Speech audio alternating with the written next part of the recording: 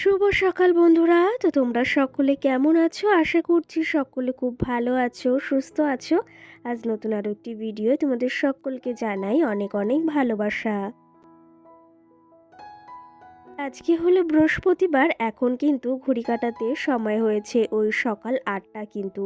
তো আজকের ব্লগটি আমি সকাল ৮টা থেকেই শুরু করছি তোমাদেরকে সাথে নিয়ে। আশা করি আজকের ব্লগটি তোমাদের খুব ভালো লাগবে, তো চলো দেখতে থাকো। এই যে কিন্তু সবে আমরা ঘুম থেকে উঠেছি, ওই প্রায় ২০ মিনিট মতো হবে। আর ঘুম থেকে উঠে মাম্মাম সোনার চুলটা বেঁধে দিয়েছি আর ওকে ব্রাশ দিয়ে দিয়েছি। সঙ্গে কিন্তু আমিও ব্রাশটা করে নিয়েছি। আর সকাল সকাল এদিকে সকলের জন্য কিন্তু চাটাও বসিয়ে দিয়েছি। আজকে কিন্তু সকাল সকাল একটু আদা দিয়েই চা করব, কারণ শীতে আদা দিয়ে চা ভীষণ ভালো লাগে। আর তোমরা হয়তো আমার গলার আওয়াজটা শুনে বুঝতেই পারছো, আমারও কিন্তু ভীষণ কয়েকদিন ধরে ঠান্ডা লেগেছে। আর এই আদা চাটা খেলে না গলার ভেতরটা বেশ ভালো লাগে। দাদা বলল সকাল সকাল একটু তাহলে আদা দিয়ে চা কর, তাহলে খেলে বেশ ভালো লাগবে। আর সকালে চাটা খেলে একটু অন্যরকমই লাগে। তো যাই হোক, এদিকে চাটা প্রায় হয়েই গেছে, এখন নামিয়ে নেব। সকালে এই চাটা খেলে না নিজের মনে কি বলবো, একটু ভালো লাগে শরীরটার ভেতর। আর আমার একটু চায়ের নেশা আছে, তোমরা তো সকলেই জানো। আর আমার বাবার বাড়িতে সকলে চা খেতে ভীষণই পছন্দ করে, শ্বশুরবাড়িতে অতটা কেউ পছন্দ করে না। কিন্তু এই যে আমি বাবার বাড়িতে এসেও যে সকলকে চা বানিয়ে খাওয়াচ্ছি, এটাও কিন্তু ভীষণ ভালো লাগে। চলো তবে চাটাও হয়ে গেছে, এখন রোদ্রে বসে খাবো।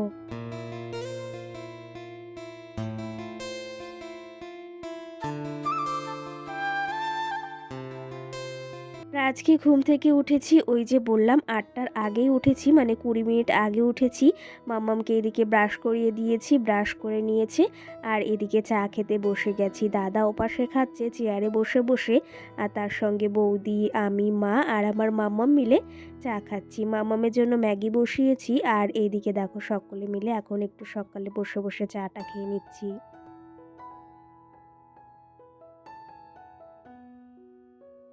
আর এই যে দেখো এদিকে চা খেতে খেতে এই যে মাছওয়ালা একটা দাদু এসেছে। ইনি কিন্তু রোজই আমাদের বাড়িতে আসে মাছ নেওয়ার জন্য, মানে আমরা মাছ নেব কিনা। আর আমাদের যেহেতু ওই যে পুকুর থেকে মাছ ধরা হয়েছে, সেহেতু ওই মাছগুলোই খাওয়া হচ্ছে। আর তার পাশাপাশি আর একটা ব্যাপার যেটা হলো যে আমি একদমই বিলের মাছ খেতে পছন্দ করি না, তার পাশাপাশি আমার বৌদিও কিন্তু একই অবস্থা।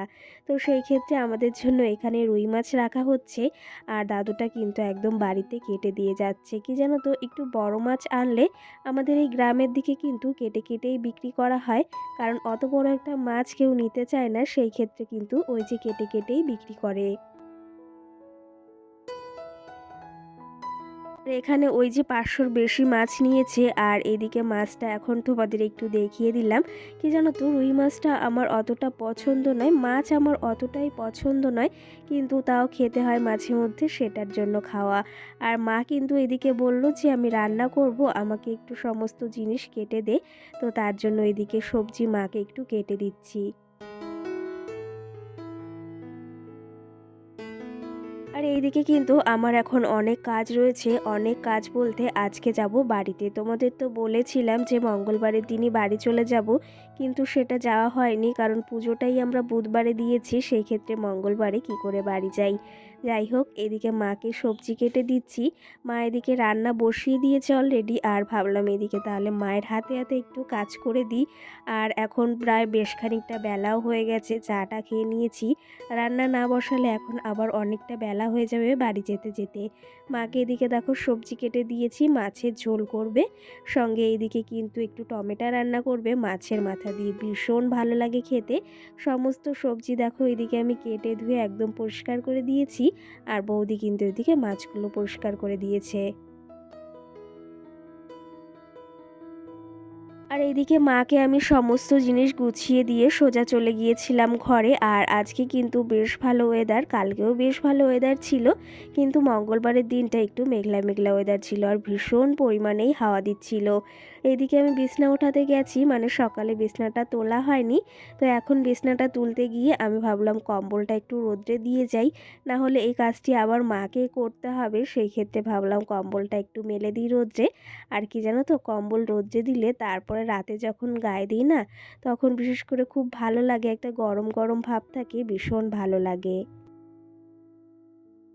কারণ ওই যে ঠান্ডার দিনে আমরা গরমটাই বিশেষ করে ভীষণ পছন্দ করি।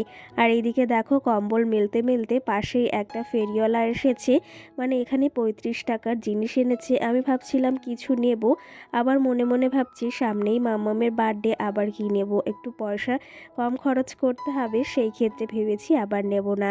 আর এদিকে যখন দাঁড়িয়েছে বৌদি বলল তাহলে আমি কটা জিনিস নিই, কারণ আমার বৌদিরা এখানে থাকে না, থাকে হচ্ছে অন্য জায়গাতে, তো সেই ক্ষেত্রে সেখানের জন্য কিছু জিনিসপত্র নিচ্ছে। তো বন্ধুরা দেখো, এদিকে আমি রেডি হয়ে গেছি একদম পুরোপুরি, দেখতে পাচ্ছ। আর আজকে হচ্ছে বৃহস্পতিবার, এখন রেডি হয়েছে, এখন ঘড়ি কাটাতে সময় হয়েছে ওই 12:30 মতো। রেডি হয়ে নিয়েছি, খাওয়া দাওয়া সেরে নিয়েছি। আর আমার মামাও সোনাই যে রয়েছে, ওকেও স্নান করিয়ে খাইয়ে দিয়ে নিয়েছি। এখন যাব হচ্ছে বাড়ির দিকে। তো কালকেই যাওয়ার কথা ছিল, কালকে যেহেতু বড় মার কাছে গিয়েছিলাম আর যাওয়া হয়নি, প্রচণ্ড কষ্ট হয়ে গেছিলো। তো সেই ক্ষেত্রে এসে একটা ক্লান্তি তো থাকেই, কালকে যাওয়া হয়নি, তো আজকে যাব। রেডি হয়ে গেছি আমি আর মাম্মাম সোনা, এখনই বেরোবো। ভাবলাম তোমাদের সঙ্গে একটু শেয়ার করি। এই যে মাঠে এসেছি, দেখো পরিবেশটা তোমরা অনেকেই বেশ পছন্দ করো। তো এই যে এসেছি, চলো তবে কটা এখন একটু রিলস বানাবো দুটো, তারপরে যাবো বাড়ির দিকে। চলো তবে, যাওয়ার পথে তোমাদের সঙ্গে দেখা হচ্ছে। এখন বাড়ি যাবো, ব্যাগ ট্যাগ গোছানো কমপ্লিট হয়ে গেছে, চলো। আমি যেহেতু সকালে সমস্ত জিনিস গুছিয়ে রেখেছিলাম, মানে ব্যাগ গুছিয়ে রেখেছিলাম, কোথাও যাওয়ার সময় হলে কিন্তু একটা জিনিস আমরা ভুলেই যাই, সেই ক্ষেত্রে আগে থেকে সমস্ত জিনিস গুছিয়ে নিয়েছি। আর এইদিকে বাবাকে প্রণাম করে নিলাম। কি জানো তো, আমার বাবা এখনও আমার দিদির মেয়ে বা আমার মেয়েকে কখনো দেখেনি। তার আগেই আমার বাবা মানে মারা গিয়েছিল, সেই ক্ষেত্রে আমাদের কোনো সন্তানকেই আমার বাবা দেখেনি। ভীষণ কষ্ট লাগে এই বিষয়টা ভেবে মাঝে মাঝে। সত্যি কথা বলতে এর থেকে কষ্টদায়ক আর কিছুই হয় না। আর এই বিষয়গুলো ভাবলে কিন্তু সত্যিই ভীষণ কষ্ট লাগে। আর এখন মা রয়েছে, তাকেই নিয়ে বিশেষ করে খুব ভাবি। আমরা 4 ভাই বোনেই, মা যতদিন আছে ততদিন কিন্তু মাকে খুশি রাখার দায়িত্ব সমস্তটা কিন্তু আমাদের। আর এদিকে মা আমাকে এগোতে এসেছে, বৌদি বাড়িতেই রয়েছে। আর আমার বৌদিও কিন্তু বিশেষ করে খুবই ভালো, যতই তুলনা করব ততই কম হয়ে যাবে। এরকম বৌদি পাওয়া কিন্তু সত্যিই ভাগ্যের ব্যাপার। আর এদিকে মা এসেছে এখানে আমাকে এগোতে, বললাম একটু ভিডিও করে দাও। আমার মা কিন্তু অতটা কিছুই পারে না মোবাইল সম্বন্ধে, একটু বললাম ধরে রাখো, তাই রেখেছে। উনি কিন্তু অতটাও বোঝে না যে মোবাইল কতটা কি করতে হয়, সেই ক্ষেত্রে একটু বললাম একটু ধরো, আমাকে একটু দেখাও আর মামাও সোনাকে একটু দেখাও। চলো তবে, এখন অটোর জন্য আমরা দাঁড়িয়ে রয়েছি, দেখি কখন অটো আসে। আর মাও আমাদের সঙ্গে দাঁড়িয়ে রয়েছে।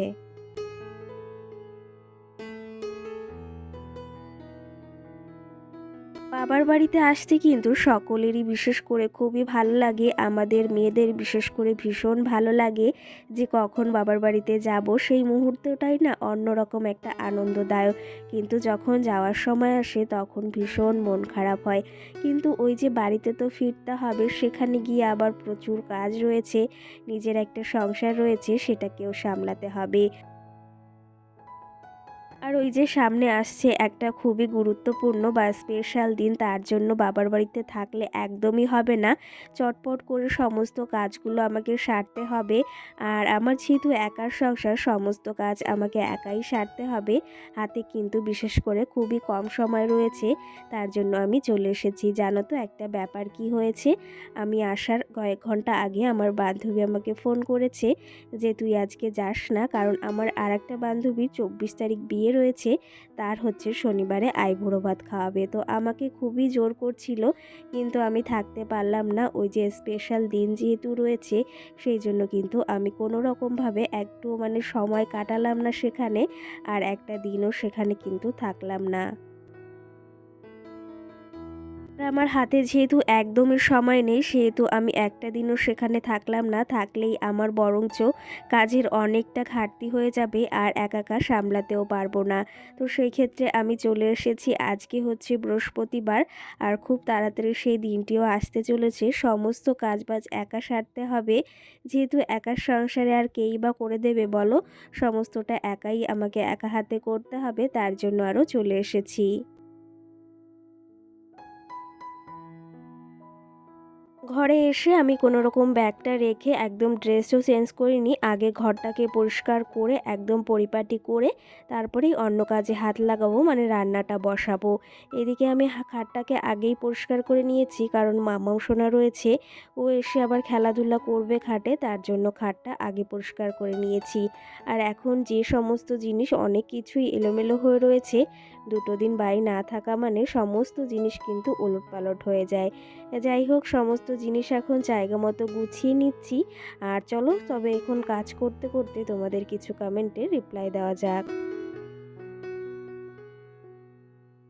কালকের ভিডিওতে টুম্পা দাস নামে আমাকে কমেন্ট করেছে, বনু তোমাকে দারুণ লাগছে, আর সঙ্গে আরেকটা কমেন্ট করেছে, সেটা হচ্ছে আমার বাড়ি হচ্ছে ঝাড়গ্রাম, সেই ক্ষেত্রে অসংখ্য ধন্যবাদ যে তুমি ভিডিওটি দেখেছো আর কথাগুলো শুনেছো, আর তুমি যে জানিয়েছো তোমার বাড়িটা কোথায়, বিশেষ করে খুব ভালো লাগলো। আর এইদিকে দেখো তোমাদের সঙ্গে গল্প করতে করতে আমি কিন্তু টুকটুক করে কাজগুলো সেরে নিচ্ছি, না হলে এখন অনেকটা বেলা হয়ে গেছে। এই কাজগুলো আমি যদি এখন না করি, আমি যদি আগে রান্নাটা বসিয়ে দিই, তাহলে কিন্তু এই সমস্ত কাজগুলোই পড়ে থাকবে। তোমাদের দাদা ভাইয়ের দেখো এই যে জামা কাপড়গুলো সব এলোমেলো হয়ে রয়েছে, প্রতিবার এসেই এই আলনাতে জামা কাপড়গুলো এমনভাবেই থাকে, সেগুলো আবার আমাকে পরিপাটি করে সুন্দর করে গুছিয়ে রাখতে হয়। সঙ্গে সুইট ফ্যামিলি ব্লগ আমাকে কমেন্ট করেছে, বনুবা দিদি ভাই যে তুমি কবে তোমার বিয়ের মানে স্টোরি শেয়ার করবে গো বলো। তো সেই ক্ষেত্রে আমি শেয়ার করার চেষ্টা করব, কয়েকটা দিন ধরে প্রচুর পরিমাণে একটু চাপ রয়েছে, আর তার পাশাপাশি এখন কটা দিন আরও চাপ রয়েছে। আমি শেয়ার করার চেষ্টা করব তোমাদের সঙ্গে আমাদের বিয়ের কিছু কথা বা বিয়ের কিছু মুহূর্তের ভিডিও যদি থাকে সেগুলো শেয়ার করার চেষ্টা করব। এই মোবাইলে হয়তো নেই, কিন্তু আমার আগে যে মোবাইলটা ছিল সেখানে কিন্তু প্রচুর বিয়ের ফটো ভিডিও ছিল, সেগুলো শেয়ার করার চেষ্টা করব যদি আমি খুঁজে পাই। সঙ্গে অঙ্কিতা নামে আমাকে ওই দিদিভাই বা বোনু কমেন্ট করেছে, খুব সুন্দর লাগছে তোমাদেরকে দিদিভাই। তো বোনু আমাকে কমেন্ট করেছে, আর আমাদের বাড়ি নৈহাটিতে, তোমরা এই যে এত সকাল সকাল এসেছো, তোমাদের সঙ্গে দেখা করার খুব ইচ্ছা ছিল। আর সঙ্গে এটাও লিখেছে, আমরা ওখানে অনেকবার গিয়েছি মানে নৈহাটিতে, আর তোমরা সকালে এসেছো জন্য তোমাদের সঙ্গে দেখা হলো না। তোমার দিদি আমাকে বলেছিল মানে ভিডিওর মাধ্যমে যে ওরা বুধবারই নৈহাটি যাবে। তো যাই হোক, আশা করি আবার যদি পরে যাই তোমাদের সঙ্গে দেখা হবে। আর সত্যি কথা বলতে ইচ্ছা তো সবারই থাকে দেখা করার, কিন্তু সেটা হয়ে ওঠেনি। তবে পরে যদি যাই অবশ্যই দেখা হবে তোমাদের সাথে। আর খুব ভালো লাগলো এটাও লিখেছো, অসংখ্য ধন্যবাদ বনু। সঙ্গে সোহানা নামে আমার মিষ্টি বোন তো আমাকে রোজই কমেন্ট করে, আর এই আমার বোনগুলো কিন্তু আমাকে রোজই কমেন্ট করে বা দিদি ভাইরা, ভীষণ ভালো লাগে এই কমেন্টগুলো পড়তে। আর সোহানা নামে আমার মিষ্টি বোন আমাকে কমেন্ট করেছে, দিদি ভাই খুব সুন্দর লাগলো ভিডিওটা, আর সঙ্গে এটাও লিখেছে যে আমার বাসা কিন্তু বাংলাদেশ, অসংখ্য ধন্যবাদ। আর সেখানে বাংলাদেশে এখন কি অবস্থা অবশ্যই একটু কমেন্ট করে জানিও। আজকে ফোন করা হয়েছিল সকালে বাংলাদেশে আমার মানে বোনের কাছে এসেছিল যে এখানে, তো সেখানের অবস্থা একটু ভালো আছে এখন, সেটাও জানালো কিন্তু। তুমিও জানিও ওখানকার অবস্থা এখন কেমন আছে, স্বাভাবিক আছে কি না সেটা অবশ্যই জানিও। যাই হোক, তোমাদের কিছু কমেন্টে রিপ্লাই দিলাম, আর এদিকে দেখো আমি টুকটুক করে কাজ সেরে নিচ্ছি। এখনও জানো তো এই যে প্রচুর কাজ বাকি রয়েছে, ঘরটর একদম পরিষ্কার পরিচ্ছন্ন করতে হবে। আর এই যে বাবার বাড়ি থেকে এসে হাতে 1 ঘন্টাও সমানে আধ ঘন্টা সময় নিয়ে আমি কিন্তু আমার ঘরটাকে একদম সুন্দর পরিপাটি করে গুছিয়ে নিচ্ছি। কেমন লাগছে অবশ্যই জানিও।